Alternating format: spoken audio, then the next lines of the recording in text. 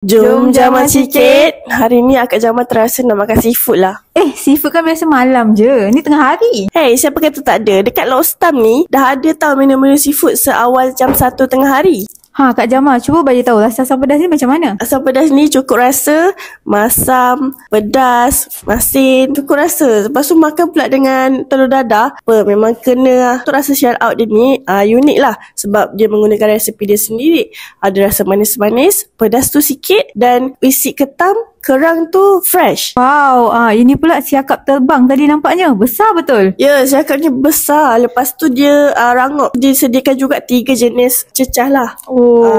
Berapa ringgit tu? Untuk siakap ni harga dia RM30. Best seller tau dekat kedai Lostam ni. Wow, tadi tu apa? Belangkas ke? Ya, belangkas. Belangkas je ni banyak isi dia dan telur dia. So, sesiapa yang favourite dengan belangkas tapi susah nak dapat, datanglah ke Lostam ni. Berapa pula harga dia? Lepas tu macam mana dia punya set? Untuk set belangkas akan dapat 3 nasi dan free sayur, free air, sirap ataupun teh-o. Hanya RM50 je. Wow, berbaloi. Datang 3 orang RM50. Ya, lepas tu belangkas dia banyak isi tau. Kak Jamal first time makan. So, rasa isi telur belangkas tu dia tak sama macam telur ikan biasa. Dia ada rasa kenyal-kenyal sikit.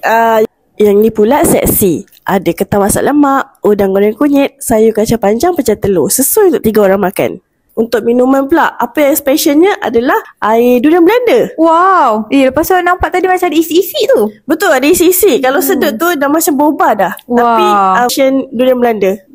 So siapa-siapa yang jaga kesihatan bolehlah try durian blender. So korang apa tunggu lagi? Jomlah datang dekat restoran Lostam ni sebab adik dah Kak Jamal approve.